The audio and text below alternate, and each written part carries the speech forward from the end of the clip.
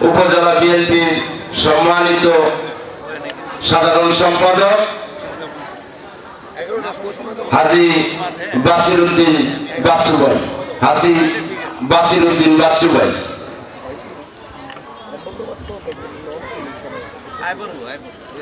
বিসমিল্লাহির রহমানির রহিম। উপস্থিত আজকের এই চনপাড়া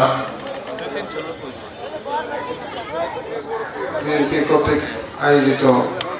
আমাদের দেশনেত্রী বেগম খালেদা জিয়ার তার জন্য দোয়া ও মিলাদ মাহফিলের আমাদের প্রধান অতিথি, আপনাদের প্রাণপ্রিয় নেতা, আসন্ন সংসদ সদস্য প্রার্থী, আমাদের অত্যন্ত মান্যবান ব্যক্তি এবং রূপগঞ্জের নয়নমণি জনাব মুস্তাফিজুর রহমান দিবু আছে, উপস্থিত আছেন নারায়ণগঞ্জ জেলা বিএনপির সাবেক সাধারণ সম্পাদক জনাব গোলাম খালেদ খোকন সাহেব, উপস্থিত আছেন রূপগঞ্জ উপজেলা বিএনপির সম্মানিত সভাপতি অ্যাডভোকেট মাহবুবুর রহমান ভাই সহ অন্যান্য নেতৃবর্গ। আজকে বক্তব্য দেওয়ার সময় না,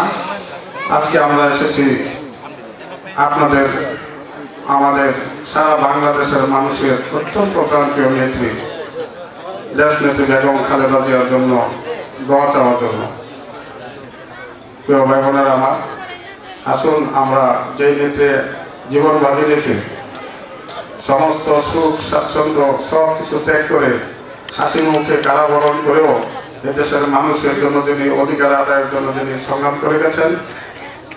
খুনি হাসিনার সাথে যিনি কোনো আপোষ করেন নাই, সেই আমাদের মুখের হাসি ফুটানোর জন্য সেই দেশ নেত্রীর জন্য আসুন আমরা প্রাণ ভরে দোয়া করি, তাকে যেন আল্লাহ সমস্ত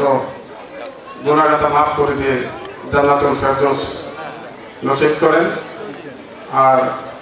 দোয়া চাচ্ছি খালেদা জিয়া এবং আমাদের তারেক রহমানের অত্যন্ত স্নেহস্পদ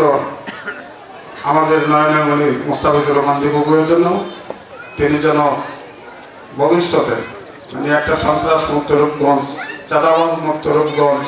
একটা আধুনিক রূপগঞ্জ নিয়ে যিনি স্বপ্ন দেখেন, আপনাদের আমাদের সুখের মুখের হাসি ফুটানোর জন্য যে চিন্তা করেন, সেই মুস্তাফিজুর রহমান দিবু ভাইয়ের জন্য আসেন আমরা দোয়া করি। এবং ভবিষ্যতে এই ভবিষ্যতে রূপগঞ্জ গড়ার যে স্বপ্ন আপনারা সবাই যার মাধ্যমে দেখতে চাচ্ছি, সেই মুস্তাফিজুর রহমান দিবু ভাইয়াকে আমরা এই 12 ফেব্রুয়ারি নির্বাচনের সংসদ সদস্য নির্বাচিত করি, আমরা যেন সেই স্বপ্ন বাস্তবায়নের জন্য আমরা কাজ করি, প্রত্যেকে যেন তাকে ভোট দিয়ে সর্বোচ্চ ভোটে নাকি নির্বাচিত করি, রূপগঞ্জ আদরের রূপগঞ্জ গড়ার সুযোগ দিই, সেই আহ্বান জানিয়ে আমি আমার বক্তব্য শেষ করছি। ধন্যবাদ জানাচ্ছি সরকার বিএনপির নেতৃবর্গ এবং অঙ্গ সংগঠন নেতৃবর্গে তার এই সুন্দর আয়োজনের জন্য থানা বিএনপির পক্ষ থেকে ধন্যবাদ জানাচ্ছি। আসসালামু আলাইকুম ওয়া রাহমাতুল্লাহি ওয়া বারাকাতুহু।